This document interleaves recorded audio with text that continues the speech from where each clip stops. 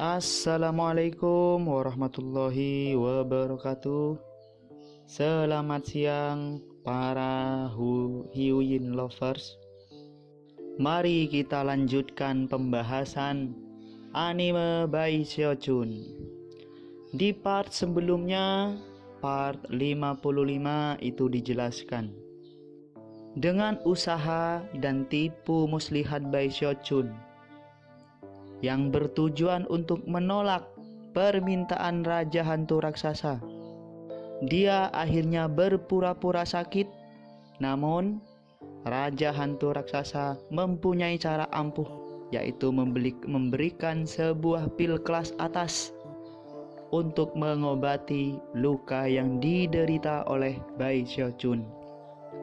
Dan pada akhirnya, mau tidak mau, Bai Seochun pun menjadi perwakilan Raja Hantu Raksasa untuk mengikuti kompetisi memperebutkan buah bunga anggrek Raja Hantu. Untuk selanjutnya, mari kita lihat video berikut ini. Gaspol. Semua mata mulai fokus pada anggrek Raja Hantu yang berkabut yang naik di atas baskom. Adapun Bai Xiaochun, dia mengamati sekelilingnya, melirik bunga itu, dan kemudian bersiap untuk dengan hati-hati pergi. Namun, pada saat itulah cahaya putih tiba-tiba mulai bersinar darinya.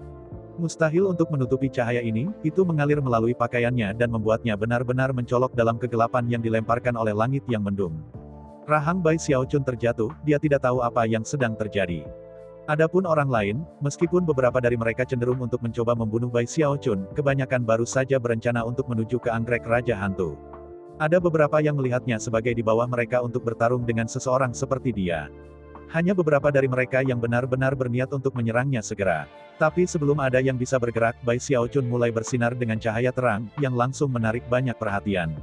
Lebih dari 100 tatapan langsung menguncinya, menyebabkan kulit kepalanya geli ketakutan. Semua orang ini adalah pembudidaya Naschen Soul, dan yang paling lemah di antara mereka berada di tahap pertengahan Naschen Soul. Berkedip heran, dia dengan keras berkata, "Tenang, semuanya, atas nama Raja Hantu Raksasa, saya kehilangan semua hak untuk buah Raja Hantu. Jangan khawatir semua orang, aku tidak akan mencoba bertarung untukmu." Dia mencoba membuat dirinya terdengar sangat tulus saat berbicara. Semua orang di kerumunan terkejut, dan banyak ekspresi aneh muncul di wajah mereka. Namun, sebelum ada yang bisa mengatakan apapun sebagai tanggapan, cahaya yang menyinari Bai Xiaochun tumbuh lebih intens, membuatnya benar-benar menarik perhatian. "Apa yang kamu lakukan, Bai Hao?" Bai Xiaochun ingin menangis, tetapi tidak ada air mata yang mengalir. Dia dengan cemas mulai memeriksa dirinya sendiri untuk mencoba mencari tahu apa yang terjadi, dan segera menemukan sumber cahaya. Itu tak lain adalah mantra pembatas dari Raja Hantu Raksasa. Hati Bai Xiaochun mulai berdebar dengan firasat yang sangat buruk. Pada saat ini, cahaya putih hampir tidak tampak terhubung dengannya sama sekali, dan pada kenyataannya, meninggalkannya dengan kecepatan tinggi menuju baskom. Perkembangan yang tiba-tiba ini menyebabkan banyak wajah jatuh. Dengan kecepatan yang menyilaukan, cahaya melesat ke arah baskom, menyebabkan suara gemuruh bergema ketika datang untuk menetap di atas anggrek Raja Hantu. Tak lama, perisai cahaya putih telah menutupi seluruh bunga. Kemudian, beberapa saat kemudian, pusaran besar muncul di dalam kekuatan gravitasi yang menyebabkan bunga mulai mekar lebih cepat. Orang bisa membayangkan bahwa dengan perisai cahaya itu, dan kekuatan gravitasi itu, anggrek Raja Hantu akan segera mekar, dan buahnya akan muncul. Ketika itu terjadi, pusaran pasti akan mengambil buahnya. Semua orang yang menonton benar-benar terkejut, dan Bai Xiaochun tercengang. Dia mulai bergetar, dan nadinya berdetak kencang saat dia menyadari mengapa Raja Hantu Raksasa begitu percaya diri mengirimnya ke sini. "Raja Hantu Raksasa, kau brengsek yang menjilat. Anda tidak mengatur siapapun untuk membantu saya, bukan? Kakakmu?" Wajah Bai Xiaochun kehabisan darah saat dia menyadari bahwa dia telah benar-benar dikacaukan oleh Raja Hantu Raksasa. Yang dibutuhkan Raja Hantu Raksasa adalah baginya untuk masuk ke Necromancer Kettle, dan semua masalah akan terselesaikan berkat cara mantra pembatas bekerja. Mantra restriktif itu adalah kartu truf sejati Raja Hantu Raksasa. Itu adalah caranya mendapatkan buah Raja Hantu apapun yang terjadi. Bai Xiaochun mengerang dalam hati saat dia menyadari bahwa cahaya putih yang bersinar darinya juga menyebabkan basis kultivasinya turun. Pada saat yang paling singkat, dia setengah terkuras. Mundur, kulit kepalanya kesemutan meledak-ledak, dia tiba-tiba merasakan sensasi intens, krisis mematikan. Pada saat ini, sudah jelas bahwa dia dalam masalah besar. Sialan Raja Hantu Raksasa itu. Bai Xiaochun sangat bingung dan jengkel sehingga dia yakin dia akan mulai menangis setiap saat. Saat dia memikirkan cara untuk melarikan diri, semua orang di sekitarnya tersentak dan kemudian mulai berteriak dengan marah dan khawatir. Itu adalah mantra kosong yang diciptakan oleh seseorang dengan keilahian yang baru lahir, selama tuan dari mantra pembatas tidak mati, bahkan seorang dewa pun tidak bisa membukanya. Bahkan para petinggi yang terpilih seperti Gong Sun Yi atau Zhou Hong tidak bisa menjaga wajah mereka tetap tenang. Meskipun tidak ada dari mereka yang bisa secara spesifik menyebutkan nama mantra pembatas khusus ini, mereka bisa melihat bahwa itu jelas terlalu kuat untuk pembudidaya Nas Chen Sol untuk membuka. Satu-satunya cara untuk melewatinya, adalah dengan membunuh tuan mantra. Dan tuan rumahnya, jelas Bai Hao. Itu bahkan lebih jelas mengingat bahwa Bai Xiaochun masih bersinar dengan cahaya putih yang mengalir keluar untuk menghubungkannya dengan mantra pembatas. Niat membunuh di mata yang dipilih berkumpul tumbuh lebih intens. Merasa ingin bunuh diri, Bai Hao. Sialan, kamu baru saja mengatakan kamu kehilangan. Dan sekarang ini, kamu mati. Bunuh dia. Itulah satu-satunya cara untuk menghilangkan mantra pembatasan itu.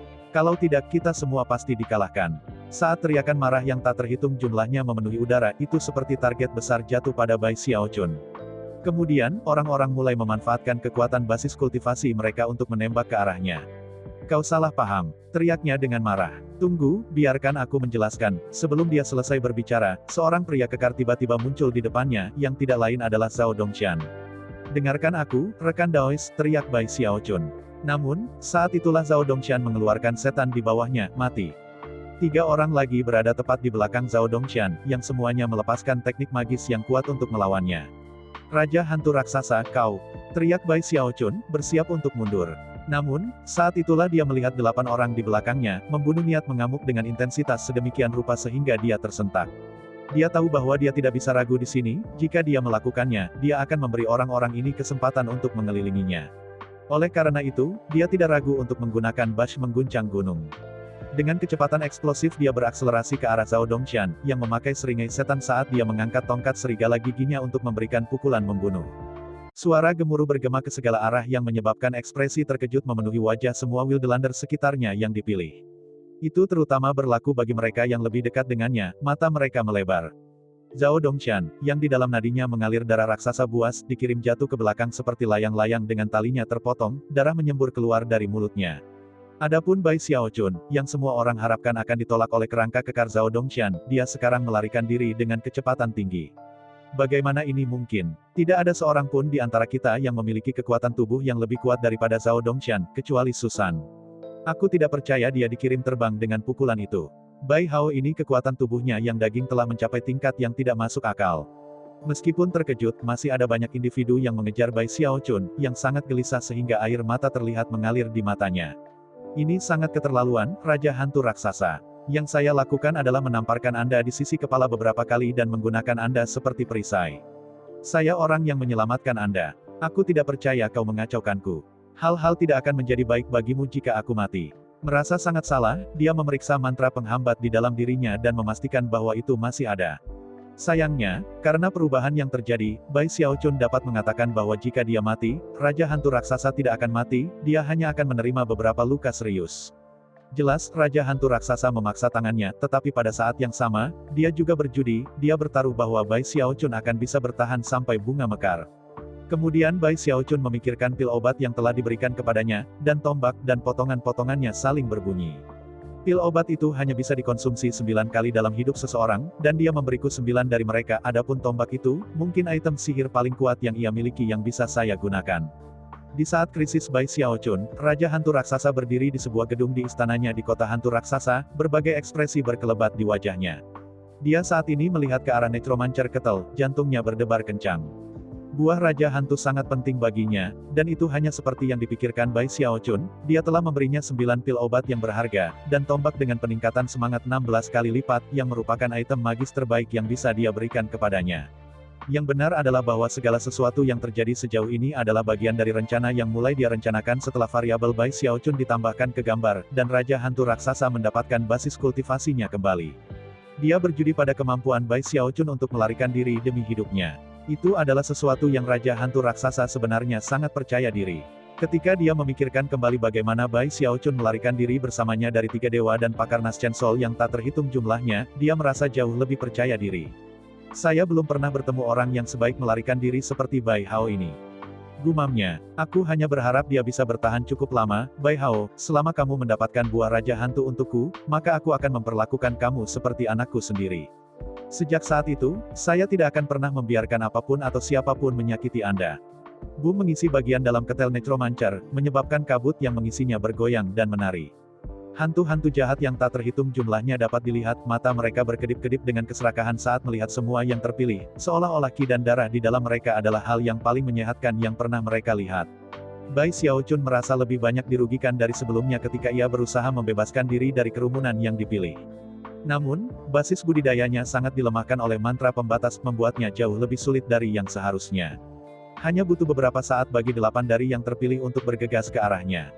Kelopak mata Bai Xiaochun berkedut saat dia menyadari bahwa salah satu lawan baru ini tidak lain adalah Zhou Hong, yang berada di lingkaran besar tahap jiwa baru lahir. Mata Zhou Hong berkedip dengan niat membunuh, seolah-olah dia menghadapi serangga belaka sebagai lawan. Adapun Bai Xiaochun, napasnya datang dalam celana compang camping, dan matanya benar-benar memerah saat ia menembak ke depan seperti naga yang marah, tanpa ragu menabrak seluruh kelompok. Ketika semua orang bertabrakan, ledakan besar memenuhi langit dan bumi, dan yang terpilih semuanya terbang mundur, ki dan darah melonjak. Ekspresi Zhou Hong sedikit berkedip menanggapi keganasan yang dipamerkan oleh Bai Xiaochun. Yang lainnya terpilih sama-sama terkejut, dan sekarang sampai pada kesimpulan bahwa mereka telah salah menilai kecepatannya, dan tidak akan bisa mencegahnya melarikan diri. Momentum Bai Xiaochun hanya tumbuh. Kekuatan tubuh kedagingannya meletus dengan kekuatan yang luar biasa, dan basis budidayanya melonjak dengan kekuatan surga daun Naschen Soul-nya. Dia seperti seorang prajurit surgawi, yang tidak bisa dihindarkan oleh siapapun sedikitpun. Tentu saja, dia tidak berani melambat.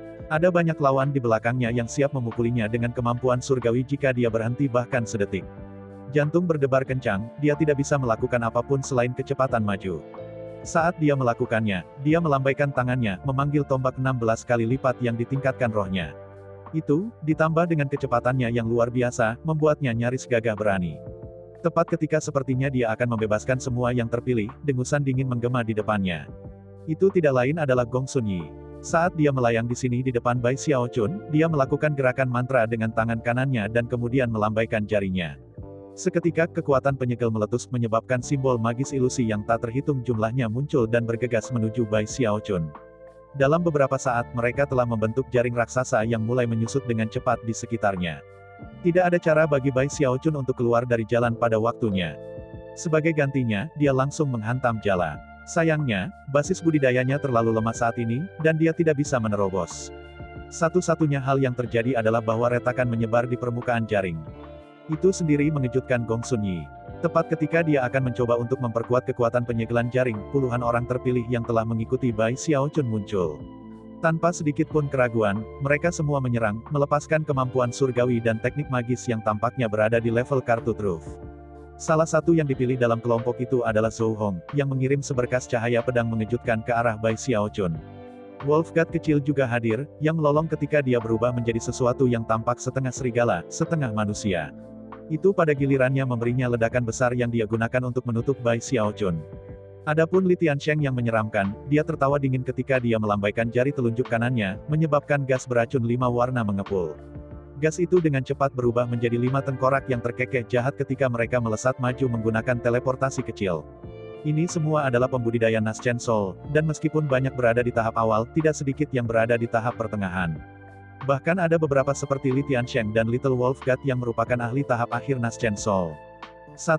Zhou Hong, bahkan ada di lingkaran besar.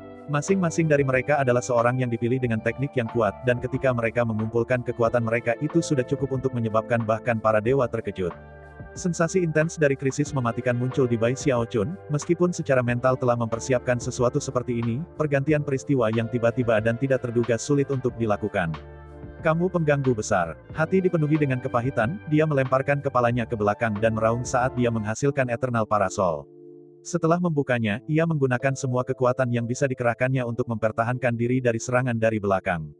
Namun, bahkan ketika dia melakukannya, teriakan dari samping bisa terdengar saat Susan melesat ke arahnya dengan serangan tinju. "Kamu tidak kemana-mana," teriak Susan dengan suara besi. Serangan tinjunya didukung oleh kekuatan penuh dari tubuh kedagingannya, menyebabkan suara gemuruh memenuhi udara yang melampaui guntur surgawi. Adapun Bai Xiaochun, ia dianggap tidak bergerak oleh Ceiling Net. Berteriak dengan marah, dia menyimpan Eternal Parasol di belakangnya sebagai perisai saat dia juga melepaskan serangan kepalan. Meskipun berada di sisi jaring yang berbeda, tinju mereka bertemu, dan pada saat yang sama, berbagai kemampuan surgawi dan teknik magis menghantam parasol abadi. Boom naik ke langit, bersama dengan cahaya yang menyilaukan. Jaring penyegelan langsung hancur, dan Susan tertiup mundur saat mundur. Wajah Gong Sun Yi jatuh saat dia juga mundur di hadapan gelombang serangan yang kuat. Darah mengalir keluar dari sudut mulut Bai Xiaochun saat ia dan parasol abadi dikirim berguling ke depan menuju kabut hitam. Pemandangan yang meninggalkan semua orang yang hadir benar-benar terperangah. Tidak pernah ada di antara mereka yang membayangkan bahwa Bai Xiaochun akan lolos dari serangan gabungan mereka hanya dengan beberapa luka. Pada titik inilah bibir Miao Liner bergerak menyebabkan riak menyebar ke udara dari mulutnya. Itu adalah riak yang bisa mengacaukan pikiran siapapun yang ditemuinya, dan segera melaju cepat menuju Bai Xiaochun yang melarikan diri.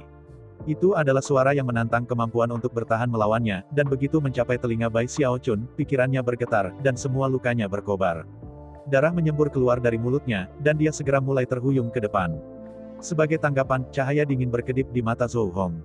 Melambaikan tangan kanannya, dia memanggil cahaya hitam, bercahaya yang berdenyut dengan aura deva. Bahkan ketika semua orang melihat dengan kaget, dia mengirim cahaya bersinar ke arah Bai Xiaochun. Cahaya hitam bergerak begitu cepat sehingga tampak mampu menembus udara, dan segera di depan Bai Xiaochun. Namun, sebelum itu bisa mencapai dirinya, jenis cahaya hitam yang berbeda keluar dari dalam Bai Xiaochun.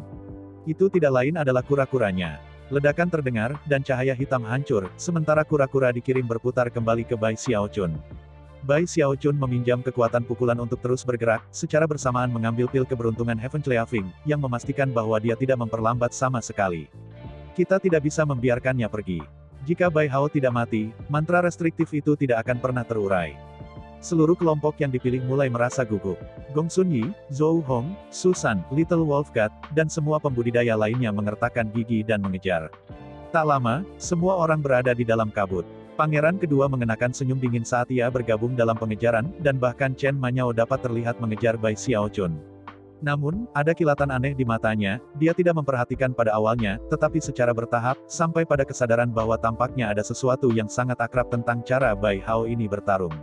Saat Bai Xiaochun melaju melalui kabut, panas membakar menyebar melalui dirinya, menyembuhkan semua lukanya. Dalam waktu beberapa napas waktu, dia benar-benar pulih, yang membuatnya merasa sedikit lebih jengkel daripada sebelumnya. Namun, basis budidayanya masih melemah, dan ketika dia berpikir tentang bagaimana Raja Hantu Raksasa telah mengacaukannya, suasana hatinya kembali tenggelam. Dia merasa sangat marah dan sangat bersalah, namun, tahu bahwa dia tidak berani sedikit pun untuk memperlambat. Berkat kecepatannya yang luar biasa, para pengejarnya tidak memiliki cara untuk mengejarnya bahkan jika mereka mau. Bahkan, dia sebenarnya menempatkan jarak antara dirinya dan mereka. Dikombinasikan dengan fakta bahwa dimensi di dalam Necromancer Kettle dipenuhi dengan kabut tebal dan hantu jahat yang perlu dihindari, itu membuat segalanya semakin sulit. Tak lama, lolongan hantu-hantu jahat bisa didengar ketika banyak dari mereka mulai menyerang yang terpilih. Sebaliknya, tidak satu pun dari hantu jahat atau jiwa pendendam yang bisa menghalangi Bai Xiaochun sama sekali. Dan ada alasan untuk itu.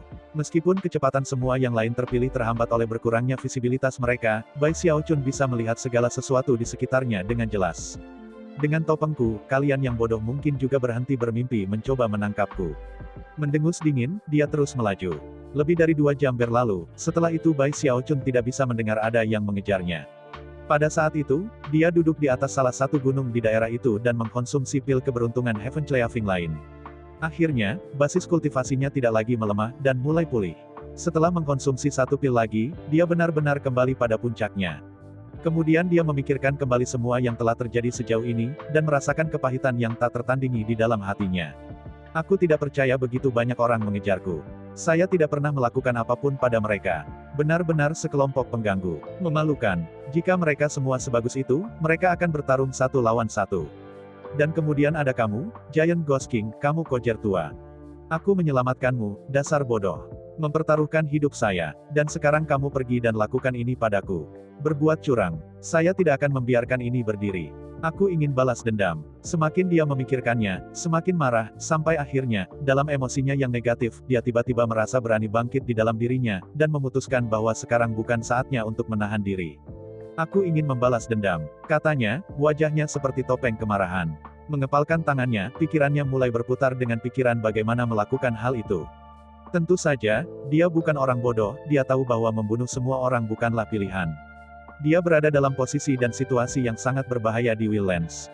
Jika dia membunuh satu atau dua yang dipilih ini, itu mungkin bukan masalah besar, tetapi jika dia membunuh terlalu banyak, dia akhirnya akan menyinggung semua Wildlands. Itu akan menempatkan dirinya dalam situasi yang terlalu berbahaya. Namun, hanya membunuh satu atau dua orang tidak akan menjadi balas dendam yang dia inginkan. Selain itu, aku membunuh beberapa orang tidak akan menjadi masalah besar bagi Raja Hantu Raksasa. Bagaimanapun, itu tidak seperti dia akan bertanggung jawab langsung atas kematian mereka, bahkan, dia mungkin akan sangat marah padaku. Pada akhirnya, aku hanya akan mengacaukan diriku dengan melakukan itu.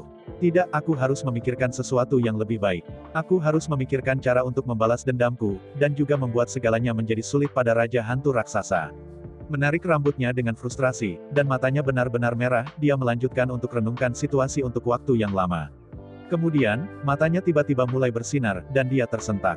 Saya tahu apa yang harus dilakukan. Dia berpikir, langsung bersemangat. Seiring berlalunya waktu, idenya semakin jelas. Aku tidak akan membunuh mereka, aku akan menculik mereka. Lalu aku akan menyerahkan semuanya kepada Raja Hantu Raksasa. Pada saat itu, mereka pasti akan menyalahkannya untuk semua yang ada di dalam Necromancer Kettle. Lalu dia akan baik harus melepaskan semua yang dipilih, dan kehilangan sejumlah besar wajah, atau menolak untuk melepaskan mereka, dan memberikan sisa Wildlands alasan yang baik untuk bergabung bersama dan menyebabkan masalah baginya. Orang-orang yang dipilih ini akan berakhir seperti kentang panas, dan ketika saatnya tiba, Raja Hantu Raksasa tidak akan bisa pergi ke siapapun untuk mengeluh tentang hal itu, dan bahkan jika dia lebih mendominasi daripada yang sudah ada, akan sulit baginya untuk mencoba menahan semua sandera yang dipilih. Itu akan membuat semua orang benar-benar marah. Jika Lord Bai melakukan sesuatu seperti itu mungkin tidak akan menyebabkan terlalu banyak kehebohan, tetapi jika Giant Ghost King mencoba, itu akan menyebabkan segala macam bencana. Setelah mencapai titik ini dalam pemikirannya, Bai Xiaochun memalingkan kepalanya ke belakang dan tertawa terbahak-bahak. Dia benar-benar tidak bisa tidak kagum pada betapa cerdasnya dia untuk datang dengan ide seperti ini. Merasa lebih bangga pada dirinya sendiri daripada sebelumnya, dia menghela nafas dan kemudian mulai lebih memikirkan bagaimana melaksanakan rencananya. Aku pasti harus memikirkan setiap kemungkinan. Apa yang akan kulakukan jika itu Raja Hantu Raksasa sebenarnya hanya memutuskan untuk melepaskan semua orang? Itu bukan hasil yang sepenuhnya mustahil.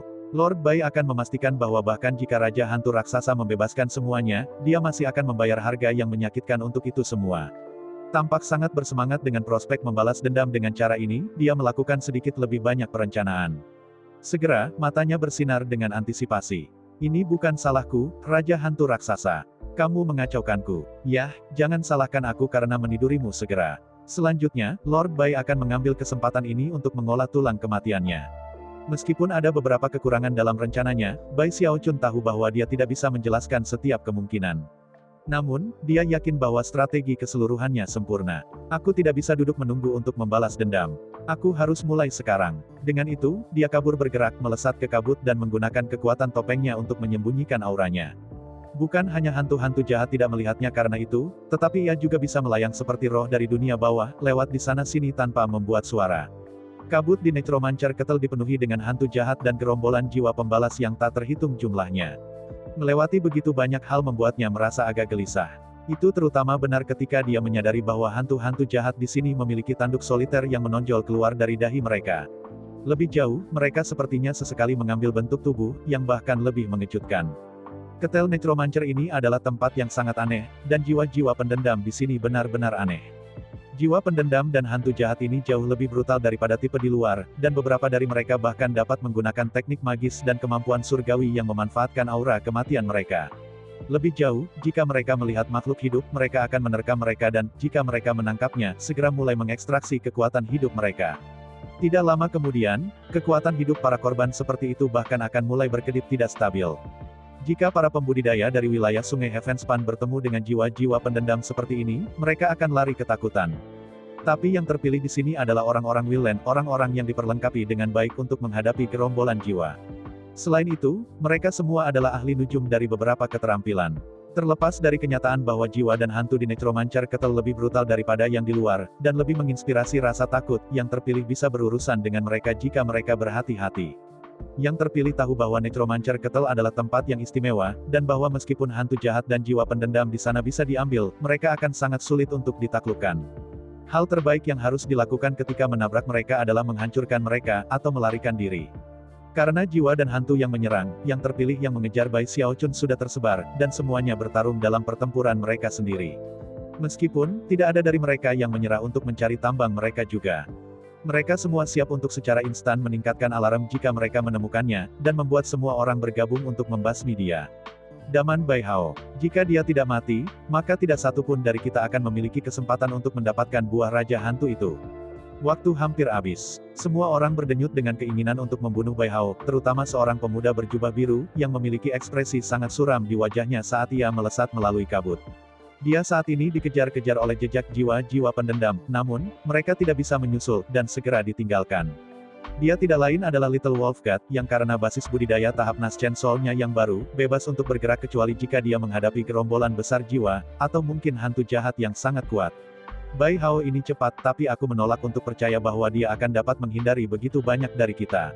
Wolf God kecil awalnya berniat mengandalkan kekuatan basis budidayanya untuk membantu salah satu pewaris mendapatkan buah Raja Hantu.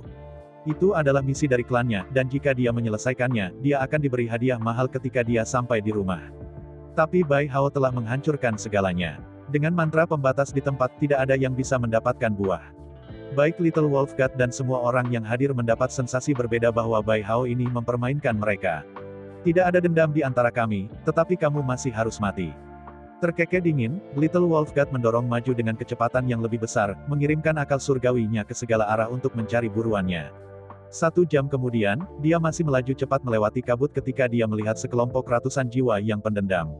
Jiwa-jiwa yang pendendam menangkapnya di saat yang hampir bersamaan, dan mulai melaju ke arahnya, matanya bersinar dengan cahaya yang tidak biasa. Wolf God kecil mengabaikan mereka, sekelompok beberapa ratus jiwa pendendam bahkan tidak layak untuk perhatiannya. Dengan ledakan kecepatan, dia menembak mereka. Namun, bahkan ketika dia muncul di sisi lain, wajahnya jatuh ketika sensasi krisis mendalam muncul di dalam dirinya. Perasaan yang sangat aneh baru saja melewatinya, membuatnya merasa seperti telah kehilangan 30% kekuatan basis budidayanya. Basis kultivasinya terasa sakit, dan bahkan lamban dalam menanggapi apa yang sedang terjadi. Sebelum dia bisa merenungkan situasinya, dia berhenti, dan kemudian mundur. Tetapi bahkan ketika dia melakukannya, tawa dingin bisa terdengar di sebelahnya. Sangat terlambat, sosok kabur ke arahnya dari dalam jiwa-jiwa dendam, bergerak secepat baut kilat, begitu cepat sehingga mata telanjang atau akal surgawi tidak bisa melacaknya. Sebelum Little Wolf God bisa bereaksi, sosok itu tepat di depannya, di mana ia menggabungkan kekuatan tubuh daging dan kekuatan basis budidaya menjadi serangan kepalan tangan yang kuat. Wolf God kecil menjerit, dan memanfaatkan semua kekuatan yang bisa dikerahkannya untuk berubah menjadi setengah serigala, setengah manusia. Namun, sebelum transformasi bisa selesai, serangan tinju Bai Xiaochun mendarat. Suara gemuruh bisa terdengar, dan gelombang kejut menyebar ke segala arah. Jiwa-jiwa pendendam diusir, dan Little Wolf God yang terkejut tidak punya waktu untuk menghindar atau memblokir, atau bahkan melepaskan serangannya sendiri untuk membela diri. Tinju Bai Xiaochun seperti gunung yang menghantam dadanya dengan kekuatan yang tak terlukiskan. Wolf God kecil hancur seperti ranting, menderita luka dalam yang parah yang menyebabkannya batuk seteguk setelah seteguk darah. Basis budidayanya hampir hancur, dan banyak tulang di tubuhnya patah. Bai Hao. Dia menjerit, kulit kepalanya kesemutan karena syok. Tinju yang menimpanya mengandung kekuatan ganas badai petir, dan sesuatu yang belum pernah dilihat Little Wolf God sebelumnya. Shock dan teror muncul dalam dirinya ketika darah keluar dari mulutnya. Bai Hao ini tampak sangat berbeda dari sebelumnya, lebih kuat hingga tingkat yang tidak bisa dipercaya. Satu serangan tinju hampir menghancurkan Little Wolf God. Luka-lukanya sangat parah sehingga dia hampir tidak bisa melihat lurus, dan jiwanya yang baru lahir hampir saja tersingkir dari dalam dirinya. Adapun kemampuan surgawi dari transformasi, itu benar-benar terputus dan dikalahkan. Lebih jauh lagi, kekuatan pukulan itu mengirimnya jatuh ke belakang seperti layang-layang dengan talinya terpotong, sampai dia benar-benar berjarak 300 meter. Mendengus dingin, Bai Xiaochun mengambil langkah maju untuk muncul tepat di depannya. Ubah wujud. Kamu bersenang-senang memukuliku dengan wujud serigala, kan? Jadi, ubah wujud. Aku ingin mencapai versi dirimu yang telah diubah. Wolf God kecil sangat lemah sehingga dia telah kehilangan semua keinginannya untuk bertarung. Melihat bahwa Bai Hao mendekatinya, matanya berubah merah, dan meskipun luka yang dideritanya, dia menangis, Bai Hao benar. Namun, sebelum kata-kata itu bisa keluar dari mulutnya, Bai Hao menyegelnya dan melemparkannya ke tasnya untuk dipegang, lalu melesat ke kabut. Saya ucapkan banyak terima kasih kepada teman-teman yang sudah menonton, yang sudah setia di channel ini. Untuk part selanjutnya akan